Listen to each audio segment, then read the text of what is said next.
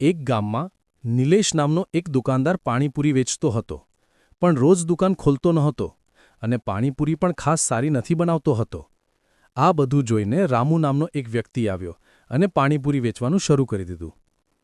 એક દિવસ નિલેશ આવતી વખતે રામુને જોઈને બોલ્યો, "અરે ભાઈ, તું કોણ છે? આ ગામમાં તારા વિશે ક્યારે સાંભળ્યું નહોતું. મારા ગાડીની બાજુમાં તું પાણીપુરીની ગાડી લગાવીશ? સાચા મોટો તું વળતરની વાત છે. અહીંથી હટ તુરંત, નહીં તો સારું નહીં થશે."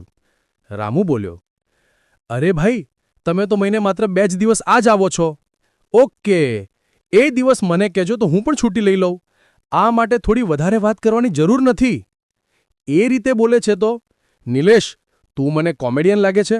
મને એટલો ગુસ્સો આવ્યો કે હું શાંત રહી શક્યો નહીં. પહેલેથી જ કહું છું તેને. રામુ, જોએ ભાઈ, હું ઘણું કરીને આવ્યો છું. મટીરિયલ લઈને આવ્યો છું. તમે તમારું વેચો, હું મારો વેચી લઈશ. કહેતા તે જમતા લોકોને પાણીપુરી આપવા લાગ્યો. નિલેશ હંમેશા પાણીપુરીની દુકાન ન લગાવતા લોકો તેની પાસે જતા નહોતા. આથી નિલેશને રામુ ઉપર ઘણો ગુસ્સો થતો. તેથી તે રામુને પરેશાન કરવા માટે લોકોને વેચીને ત્યાં હંમેશા કોઈ ના કોઈ ઝઘડો થતો હતો. સંગીત. આ બધું વિચારીને રામુ બિરયાની વેચવાનું શરૂ કરે છે.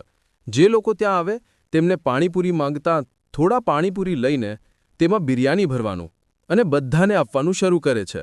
જેમાંથી કેટલાક ખાઈને, "અરે વાહ, આ તો મસ્ત છે, અમને તો આ જ જોઈએ" એમ કહેના પર પાણીપુરી બિરયાનીને થોડી સ્પાઇસી અને ટેસ્ટી બનાવીને લોકોને વેચવાનું શરૂ કરે છે.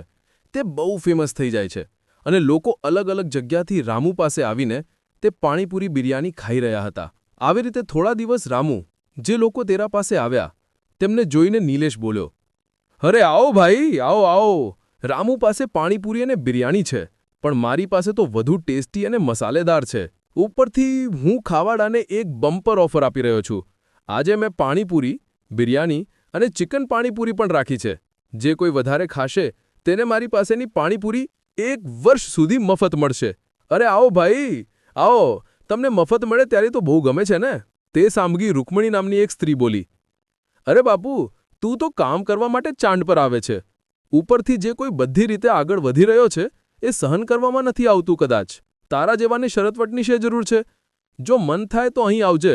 અમે તને એટલી પાણીપુરી અને બિરયાની ખવડાવીશું કે તું બોલીને પેટ ભરશે અને રોજ તારા પાસે આવશે, એ રામુ પાસે નહીં જશે." આવી કહે છે. "અરે છોડ દીદી, કેમ અહીંથી આવું બકવાસ ટાળો?" એવી વાત કરે રૂકમણી. "અરે ભાઈ, તું ચૂપ રહી છે. તને બધું નહીં ખબર. તેમાં કેટલું ટેલેન્ટ છે જોઈશું. બસ એટલું કામ છે કે હું એને તૈયાર કરીશ એટલે પાણીપુરી અને બિરયાની જ અપાઈ છે." એવું કહે છે. હવે તેમની પાસે આવીને, "નિલેશ દીદી, તમે આ બધા પાણીપુરી માટે બનાવ્યા છે. એટલું બિલ્ડઅપ કેમ કરી રહી છે? 2 કેટલા આપશે? 2 જરૂર પડી તો આખી ગાડી ખાઈ જઈશ."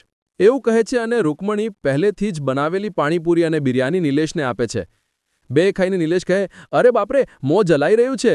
અરે બાપરે, આ બિરયાની કેમ ખાઈ રહ્યા છો તમે? તમે માનવી છો કે રાક્ષસ?" કહીને ચીસો ઉઠાવી રહ્યો હતો. ત્યારબાદ નિલેશને રૂકમણી કહે, "શું રે, ખૂબ જલાઈ રહી છે ને? અંદર આગ ચડી રહી છે કે શું?" કહીને ચીસ મારતો. "રાત દિન મારા ઘરના આગળ તું અને તારો દોસ્ત મળીને બધા લોકોની ઝડા લગાવતા. કહેતા હતા ને, આની પાણીપુરી બનાવતી વખતે જ તેમાં બહુ સારી લીલી મરચી પીસીને મિક્સ કરી દઈશું, પછી રામુના પાણીપુરીમાં ચોરી છુપે મિક્સ કરી મૂકીશું. એવી વાતો કરી રહ્યા હતા ને? તે બધું મેં સાંભળી લીધું હતું. એટલે તારે માટે રાત્રે ખૂબ જ તીખી મરચી મંગાવી છે. મૂંગી પડી હોવા છતાં પણ એથી જ પાણીપુરી બનાવી છે. કેવી છે રે આ ટ્રીટમેન્ટ? અને ઘણીઓ છે રે, અને ચીલા તારો પેટ પૂરો બગાડી દેશે. શું રે, ફ્રીમાં કહું તો અમને ગમે છે કે? કશું જ ફાલતુ કચરો નહીં."